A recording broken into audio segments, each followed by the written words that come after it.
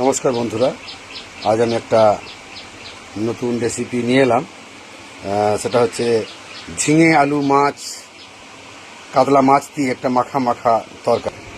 এর জন্য আমি নিয়ে নিয়েছি, দেখুন, কাতলা মাছ আর ফ্রেশ টাটকা কাতলা মাছ। পেটির পিসগুলো দেখেই বুঝতে পারছেন, মোটামুটি 3.5 কেজির জন্য একটা কাতলা মাছের পিস। এগুলো তলায় যদিও কিছু বাড়ির পুরনো মাছও রয়েছে, 2-1 পিস, তবে উপরের মাছগুলো দেখে বুঝতেই পারছেন কত ফ্রেশ। নিয়ে নিয়েছি একটা বড় আলুকে কেটে, একটা আলুই প্রায় 400 গ্রাম, এবং নিয়ে নিয়েছি ঝিঙে। এছাড়াও নিয়েছি দেখুন পেঁয়াজ কুচিয়ে নিয়েছি, দেশি টমেটো কাঁচা পাকা কাঁচা মিঠে আর কি, এরকম করে গোল গোল কেটে নিয়েছি। ধনিয়া পাতা, শুকনো লঙ্কা নিয়ে, সমস্ত গুঁড়ো মশলা, সর্ষে বাটা, আদা বাটা, রসুন বাটা, এছাড়াও নিয়েছি কাজু টাজু বাটা ইত্যাদি, মানে ঘরোয়া যেসব মশলা এগুলোই নিয়েছি সাধারণত। এগুলো দিয়ে রান্নাটা আমি কড়াই চাপিয়ে দিয়েছি। মাছগুলোকে প্রথম ভেজে নেব। মাছগুলো নিয়েছি, দেখতে পাচ্ছেন তেলটা ধোঁয়া ছাড়ছে, মানে তেলটা হয়ে এসেছে, দারুণ হয়ে গেছে তেলটা। এবার আমি একে একে মাছগুলোকে দেব। একবারে হয়তো হবে না, আমাকে এটাকে দুবারে ভেজে নিই। মাছগুলো দিয়ে দিয়েছি, এবার একটা পিঠ লাল লাল হয়ে আসছে। আমাকে এবার আস্তে আস্তে করে মাছগুলোকে উল্টাতে হবে। ধীরে ধীরে মাছগুলোকে আমি উল্টে দিচ্ছি। দেখুন একটা পিঠ হালকা লাল হয়েছে, এরকম 2-3 বার উল্টে উল্টে আস্তে আস্তে করে ভাজতে হবে মাছগুলোকে।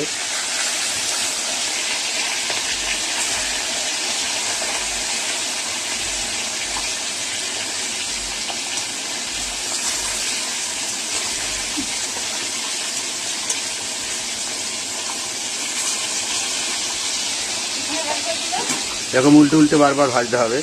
মাছগুলো বেশ এবার লাল লাল হয়ে আসছে। এটাও দেখতে পাচ্ছেন যে মাছের মধ্যে যে চর্বিগুলো ছিল ওগুলো গলে তেলটা অনেকটা বেড়ে গেছে। তাতে যা আমি তেল দিয়েছিলাম তার থেকে তেলটা কিন্তু বেড়ে গেছে। এবং মাছগুলো উল্টে দেবো আর একবার, তারপর লাল লাল করে ভেজে আমি তুলে দেখছেন লাল লাল করে কেমন মাছগুলোকে ভেজে তুলে নিয়েছি। এভাবে আমি দ্বিতীয় মাছগুলোকেও কিন্তু কড়াই দিয়েছি। এগুলোকে এভাবে লাল লাল করে ভেজে তুলে সুন্দর করে ভেজে তুলে নেব। দেখতে পাচ্ছেন সব মাছগুলোকে আমি সুন্দর করে ভেজে তুলে নিয়েছি। এরপর ভাজবো আলুগুলো কড়াইয়ে দিয়ে দিয়েছি। এবার আমি এগুলোকে ভেজে নিচ্ছি ভালো করে, হালকা লাল লাল করে আমি এগুলোকে ভেজে তুলে নেবো। তো আমি ঝিঙেগুলোকে কিন্তু ভাজবো না, কারণ ঝিঙেগুলোকে ভাজলে ঝিঙেগুলো কালারটা নষ্ট হয়ে যায়। তাছাড়া আগেই ঝিঙেগুলো গলে গেলে তরকারিতে দেওয়ার পর তাকে খুঁজে পাওয়া খুব দায়। সেই জন্য আমি সরাসরি তরকারিগুলোকে দিয়ে দেবো। কিন্তু আমি আপাতত আলু কটাকে ভেজে, আলুগুলোকে এইভাবে ভেজে তুলে নিলাম। আমি ঝিঙেগুলোকে কিন্তু কোনোভাবেই ভাজবো না, আগেই বলেছি। এরপর আমি তরকারিটা রান্না শুরু। আমি প্রথমেই দিয়ে দিলাম শুকনো লঙ্কা, গোটা জিরে, 5 ফোড়ন এবং একটু কালো জিরে। এরপর আমি এতে অ্যাড করব পেঁয়াজ। এগুলোকে হালকা একটু নেড়ে চেড়ে নেব। প্রথমেই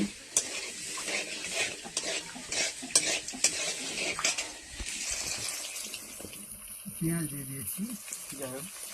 পেঁয়াজগুলোকে নরম করার জন্য আমি একটু লবণ দিয়ে দিচ্ছি হালকা।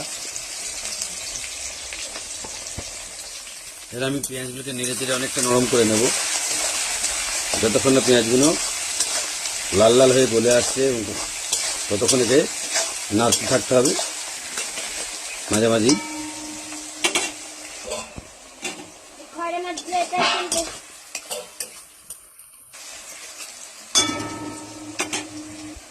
পেঁয়াজগুলো এবার বেশ লাল লাল হয়ে গেছে, দেখতেই পাচ্ছেন। এবার আমরা যোগ করবো আদা রসুনের পেস্ট। ফ্লেমটা একটু কমিয়ে দেবো, যেহেতু জোর জ্বলে যাচ্ছে।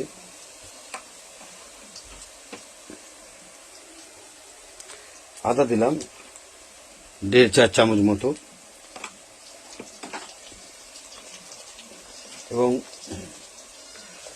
রসুনও দিলাম 1 চামচ।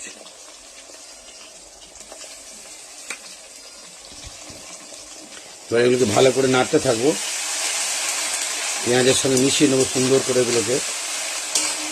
এগুলো হালকা একটু কষে নেওয়ার পর একটু জল দেবো, তারপর আস্তে আস্তে করে মশলাগুলো দিতে থাকবো। দেখতে পাচ্ছেন পেঁয়াজের সঙ্গে আদা রসুনের পেস্টটা মিশিয়ে ফেলেছি, বেশ সুন্দর করে মিশে গেছে। এটাকে আরেকটুখানি কষে নিই। যখন দেখবেন তলায় আস্তে আস্তে লেগে যাচ্ছে আদা, তখন বুঝবেন যে তাহলে হয়ে এসেছে।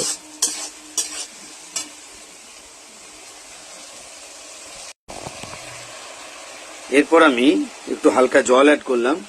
একে একে দিয়ে দেবো হলুদ বাটা, জিরে বাটা, ধনিয়া বাটা, লঙ্কা বাটা ইত্যাদি সমস্ত গুঁড়ো মশলা।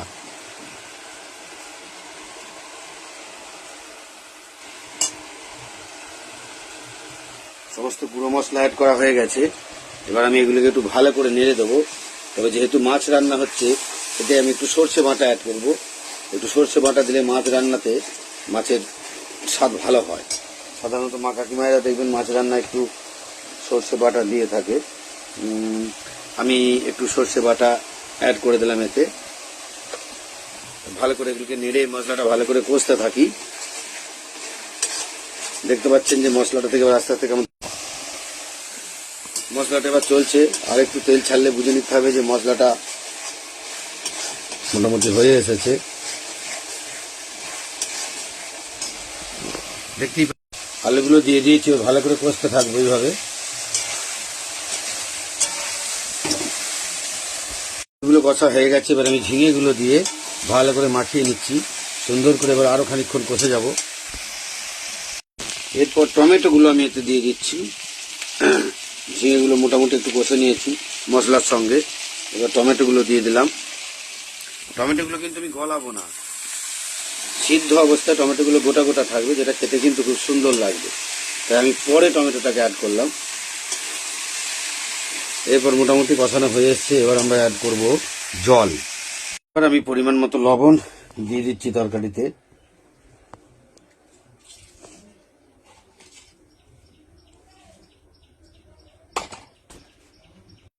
আলুগুলো সেদ্ধ হয়ে গেছে, ঝিঙেও দেখতে পাচ্ছেন সুন্দর করে সিদ্ধ হয়ে গেছে, এবং আলুও দারুণ সেদ্ধ হয়ে গেছে, দেখুন ভেঙে যাচ্ছে। অতএব আমরা এবার মাছগুলো দিয়ে 2 মিনিট ফুটিয়ে নেব, শুধুমাত্র মাছগুলোকে হালকা সিদ্ধ হওয়ার জন্য। তাহলেই আমাদের তরকারি হয়ে যাবে।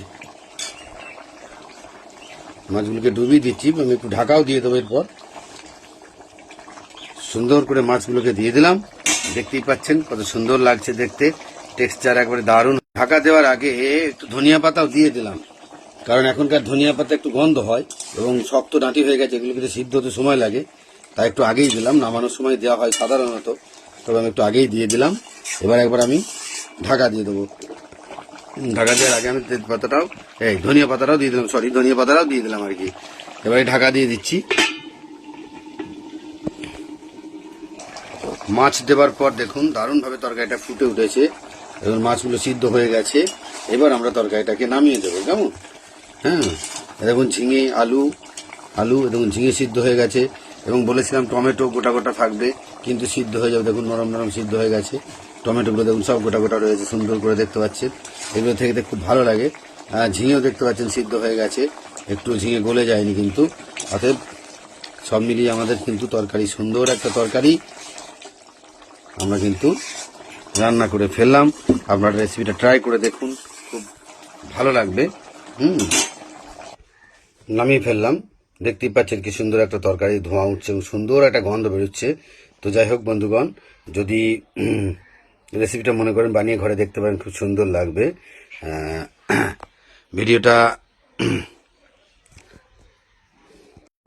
ভিডিওটা বানালাম। যদি ভালো লাগে লাইভ ভিডিও যদি ভালো লাগে লাইক, কমেন্ট, সাবস্ক্রাইব করবেন, পাশে থাকবেন। এবং এর সঙ্গে বলে রাখি, আমি নতুন চ্যানেল করেছি গাবুদার হেসেল ইউটিউবে।